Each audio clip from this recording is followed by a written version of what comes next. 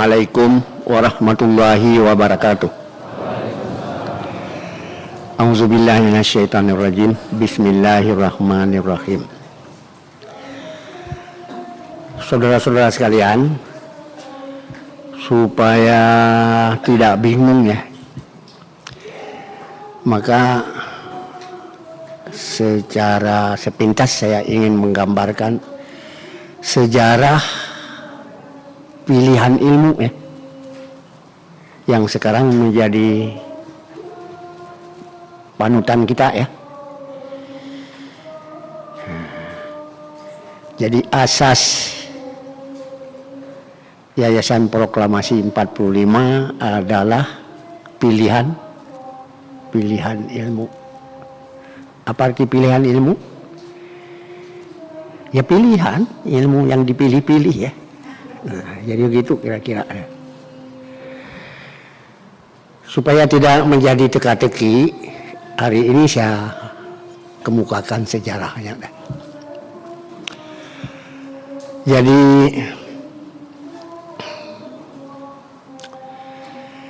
setelah saya ditunjuk menjadi salah satu anggota dari panitia penyelidik ya,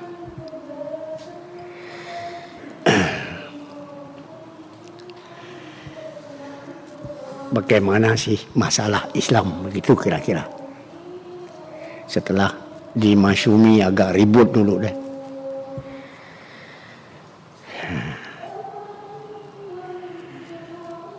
Maka dimulailah penyelidikan ya. Ketuanya sebenarnya Profesor Sulaiman Hamdah, saya hanya anggota. Yang lain anggotanya Saudara Abdul Hadi dari Solo. Ya, tapi ujung-ujungnya Profesor Hamdah lari ke Amerika, Saudara Abdul Hadi mabuk di pasar. Terpaksa lah di pundak saya nih jadi masalah. Jadi pandangan umum di Indonesia sama dengan di seluruh dunia.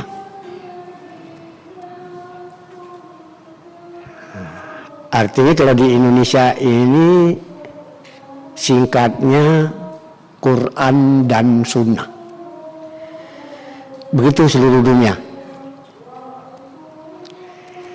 Yang menjadi problem di sini kata-kata dan ya. Quran dan Sunnah. Jadi Quran satu perbandingan dengan Sunnah. Padahal Quran itu sendiri sama dengan isi dari Sunnah ya.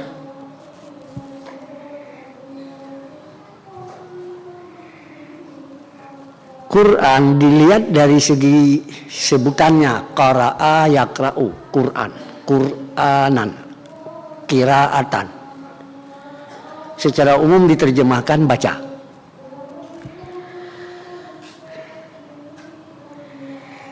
Jadi kalau bicara Quran dan Sunnah, sedangkan Quran sama dengan masdar ya, dari qara'a yaqra'u, Quran, qiraatan, diterjemahkan baca.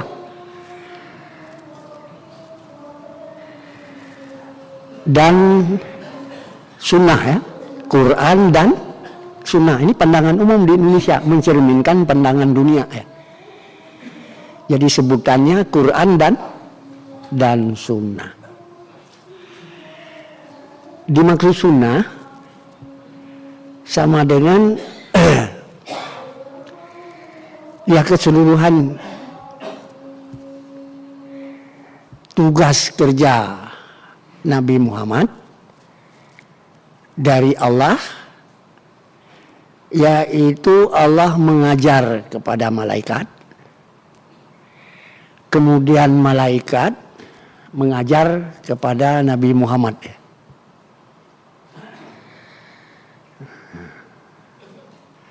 Ancer-ancer peristiwanya kira-kira tahun keberapa dari kelahiran Muhammad? Ya. Hari tahun kelahiran Muhammad.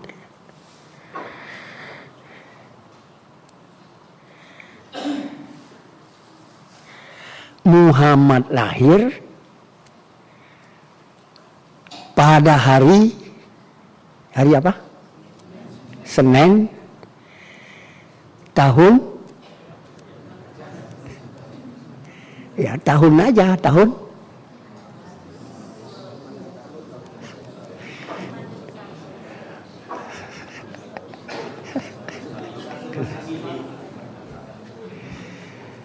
Artinya pada kelahiran Muhammad ini terjadi satu peristiwa.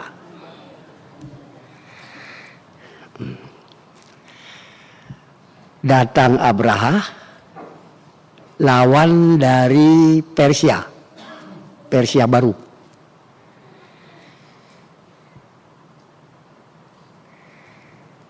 Sedang Abdul Muthalib, kakak Muhammad, sedang tawaf ya. Sedang datang begitu, sedang tawaf, datang Abraha dengan gajahnya. Pasukan gajah dikatakan Abraha. Minta kepada Abdul Muthalib supaya menyerahkan kekuasaan. Tanah suci berada di bawah Abraha ya.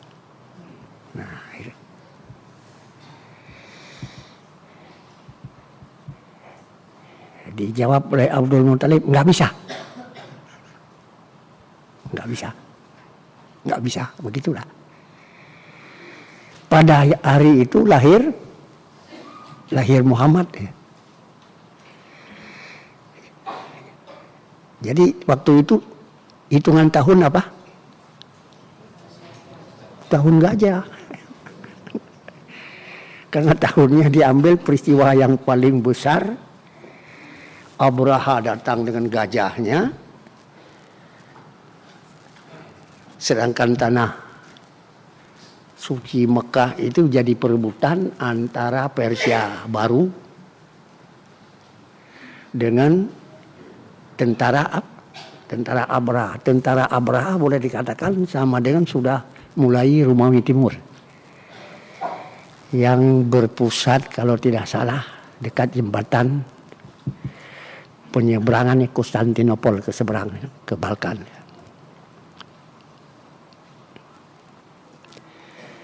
Ya, jadi Romawi Timur sebelumnya Romawi apa? Romawi Barat. Apa beda Romawi Timur dengan Romawi Barat? Dua-duanya Romawi juga. Romawi Barat berpusat di Konstantinopel. Kemudian mereka menyerang, mau menguasai Timur Tengah. Lawannya adalah Persia. Jadi takut tanah Arab ditaklukkan oleh Persia, maka mereka menuntut ya, Persia. Blok Timur, maka mereka menuntut ya, Abdul Muthalib itu sedang tawaf menandatangani penyerahan Ka'bah di bawah kekuasaan Romawi Timur. Apa beda Romawi Timur dan Romawi Barat? Coba sejarah, saya juga nggak paham itu. Tapi Romawi Timur harus dijawab beda dengan Romawi Barat. Romawi Barat selama masih mereka berpusat di kota Roma ya. Kota Roma sekarang. Tapi setelah mereka berhasil masuk ke Timur Tengah, sehingga mereka ujungnya siapa Romawi yang mula-mula yang menguasai Romawi? Siapa dalam sejarah yang terkenal? Siapa?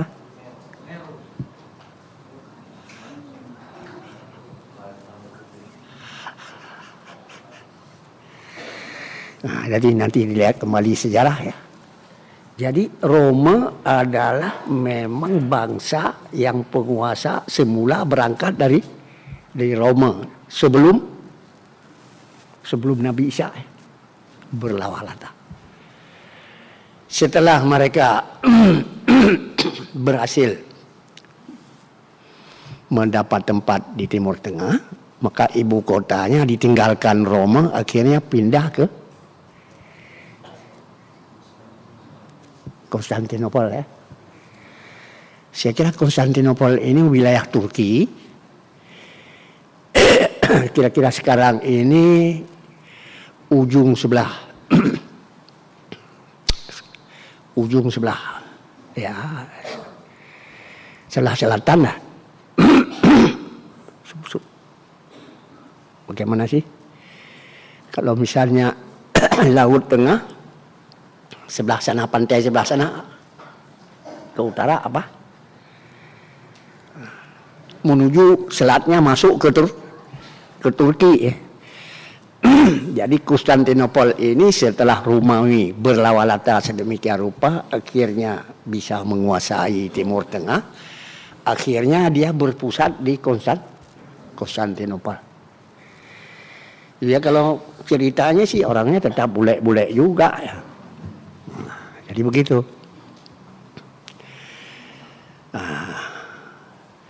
Jadi dia penguasa yang datang dari barat ya.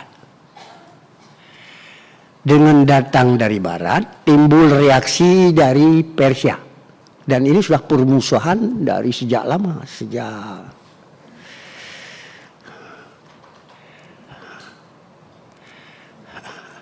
Romawi lama dah. Nah, jadi dengan demikian ditakuti bahwa Jazirah Arab dikuasai oleh Persia baru ya. Maka dikhawatirkan pintu selat masuk ke Persia ditutup. Maka tentara Abraha ini langsung datang ke sana, minta supaya Jazirah Arab diletakkan di bawah perlindungan Romawi Timur. Coba siapa salah satu rajanya yang terkenal? Siapa? Coba lihat nanti ya. Kata Abdul Muthalib nggak bisa. Pada hari itu lahir Muhammad, maka lahir Muhammad dikatakan tahun gajah.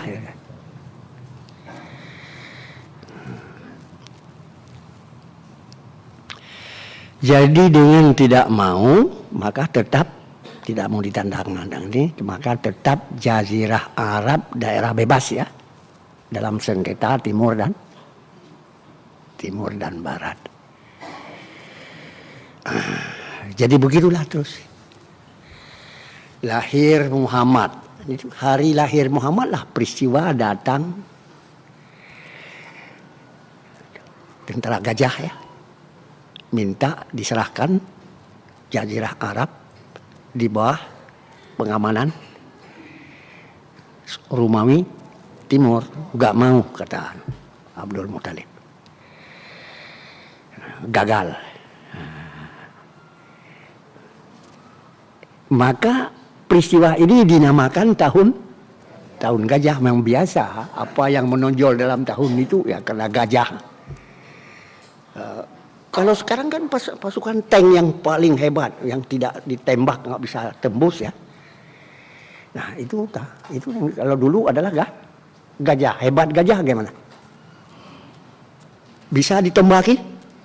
Nggak bisa, kulitnya itu sama dengan seperti kulit kering. Nggak makan tombak. Apalagi dibacok. Kalau istilah kita sekarang, ditembak juga tidak tembus. Jadi kalau sekarang pasukan apa? Pasukan tank lah begitu kira-kira.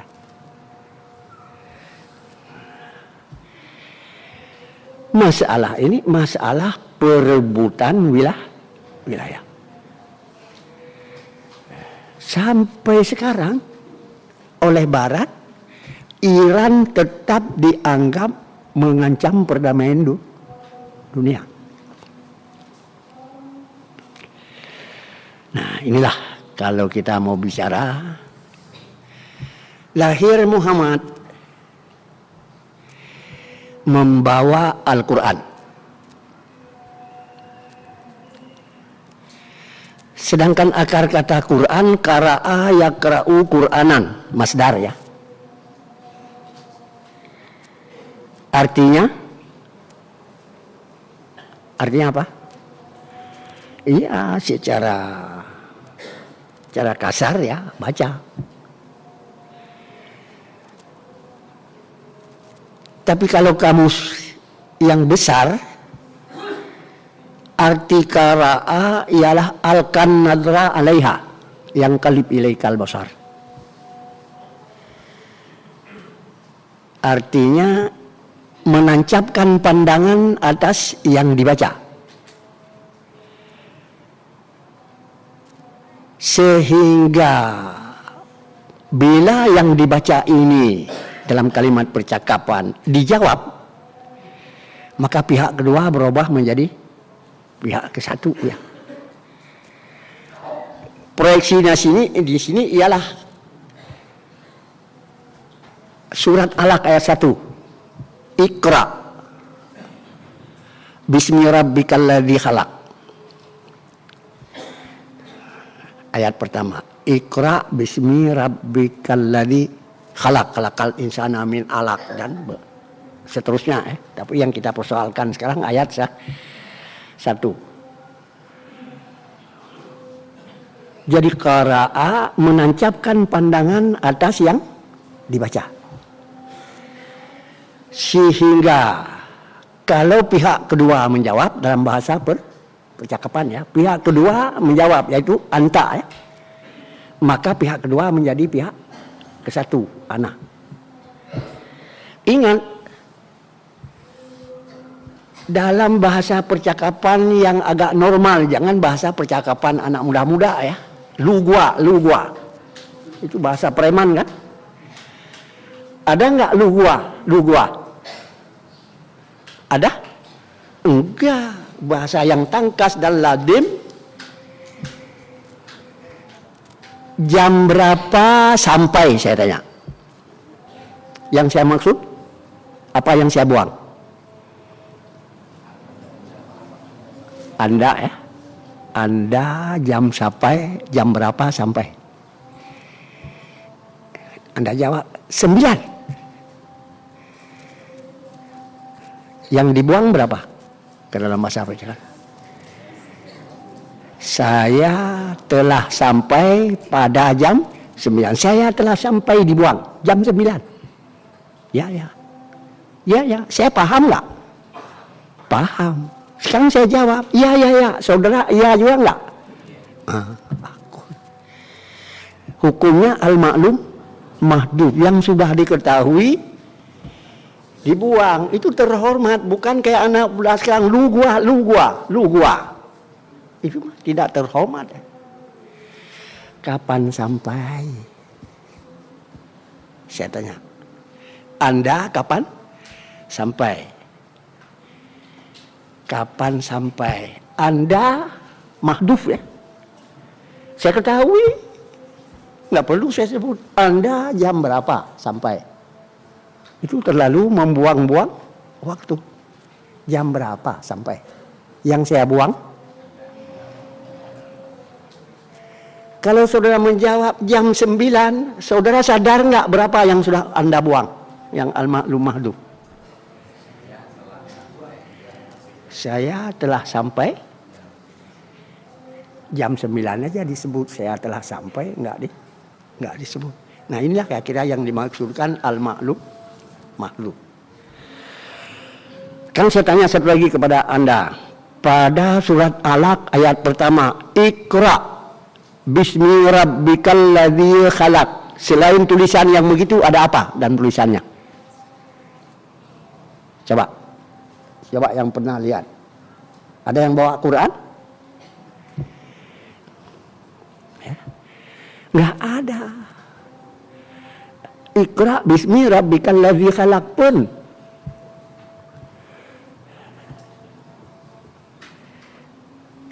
Padahal kata-kata ikra sudah menunjukkan pihak. Artinya kalau kita katakan bentuk perkataannya yang pertama, ikra, perintah pihak ke satu. Ikra.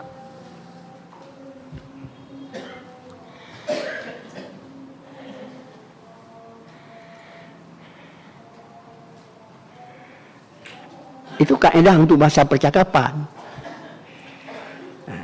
Tetapi kalau sekarang transkripsi Indonesia masuk dari bahasa Latin. Ikra, perintah pihak ke satu kepada pihak kedua. Titik dua. Ingat, mengerti sendiri ya. Ikra, titik dua. Sedangkan ikra, fi'il amr. Jadi perintah siapa? Pihak ke satu. Artinya nggak penting. Yang penting ini pihak dulu. Sebab bahasa apa? Perintah pihak ke satu. Titik dua. Pihak ke satu seolah nggak disebut ya. Pihak ke satu udah jelas Allah dong. Titik dua. Transkripsi Indonesia buka petik. Titik dua, buka petik. Untuk orang permulaan dibuka kurung lagi. Buka kurung, anta dalam kurung. Bismi rabbika, tutup petik.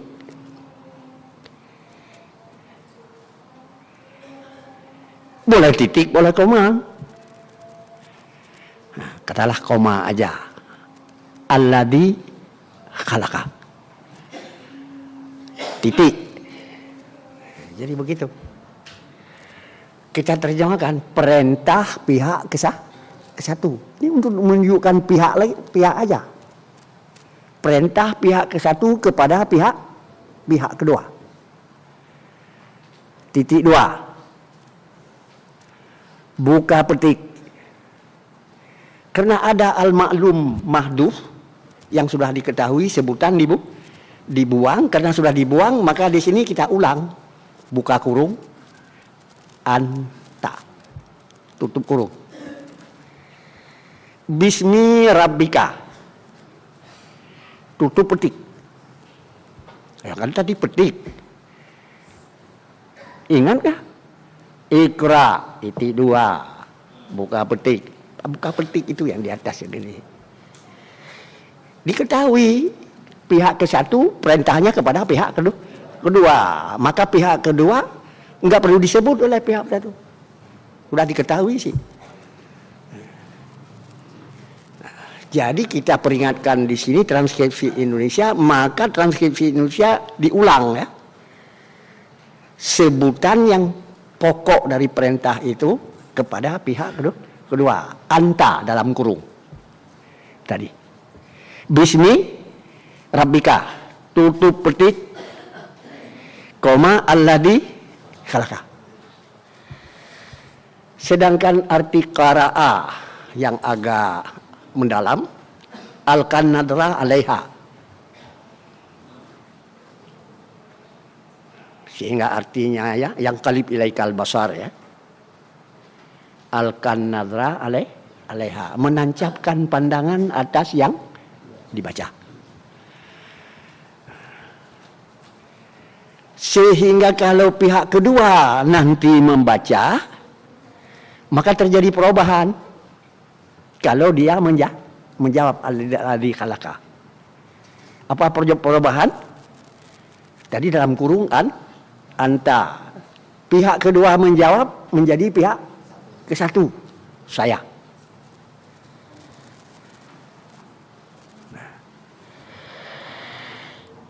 Ikra. Sekarang diterjemah bacalah ya. Lah itu kan perintah. Apa artilah? Isyarat perintah dari pihak ke satu, pihak kedua. Nah, sudah?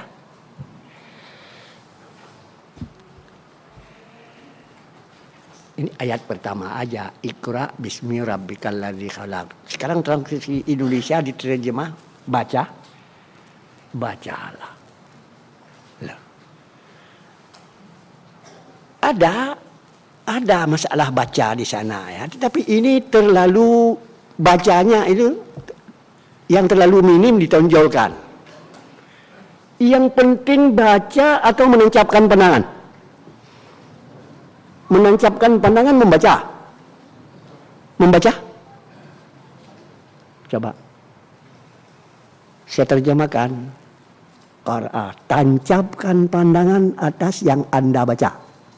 Anda sebutan dibuang.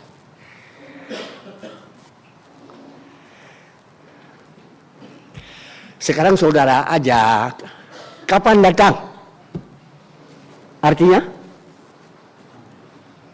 pihak ke satu bertanya, Anda pihak kedua. Saudara kapan datang? Sekarang saudara nggak disebut kapan datang, sebab saya ketahui saudara sudah di hadapan saya, perlu saya sebut. Nah, jadi waspada ya, bahasa percakapan adalah singkat sekali, banyak sekali yang al-ma'lum mahdub. Tapi kan saudara jawab pinter, kapan datang? Jam 9. Ya enggak? Kikuk enggak menjawabnya? Saudara menjawab jam 9 kepada siapa?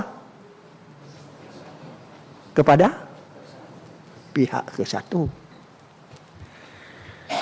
Sekarang di sini pihak ke satu siapa? Allah. Pihak kedua Nabi Muhammad. Nah, maka di sana dikatakan Iqra, nggak bisa. Ma'ana bikari. Untuk bahasa Indonesia saya nggak usah disebut lagi, nggak bisa aja. Artinya saya nggak bisa. Kalau dikatakan Iqra, sekarang bacalah nggak bisa. Bacalah kata siapa? Ini bahasa percakapan supaya saudara pahami ya. Pihak ke satu, katakanlah sekarang di sini pihak ke satu terhadap pihak kedua. Maka pihak ini saya pihak ke satu, saudara kemana? Dari mana? Apa perlu saya sebut? Ini saya pihak ke satu dan saudara pihak kedua. Maka saya bertanya, saudara datang dari mana? Sekarang bahasa kita ya bahasa ekonomis ya. Enggak ada waktu bercanda, senda gurau. Time is money. Paham ya? Yang saya maksudkan waspada ya. Istilah Quran transkripsi sekarang tidak mencerminkan kondisi waktu turunnya. Saudara bukan orang yang terpelajar benar dalam segi itu. Maka kalau saya baca langsung, Iqra bacalah. Tapi saudara terbiasa, bukan terdidik biasa. Bacalah. Saudara kan jawab, nggak bisa. Iya nggak?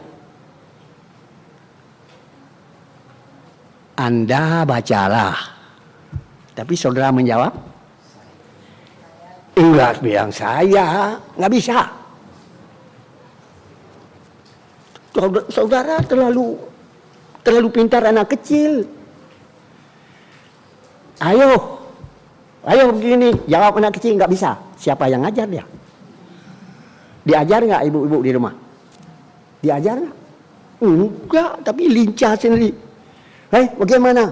Apaan? Jawab. Apaan? Apa kepanjangannya? Anda ini apa? Iya, Anda ini apa-apaan? Apa maksudnya? Dia menyebut ini Anda. Enggak, tapi pihak satu, pihak kedua tahu nggak ini omongan anak-anak? Tahu. Apa lo?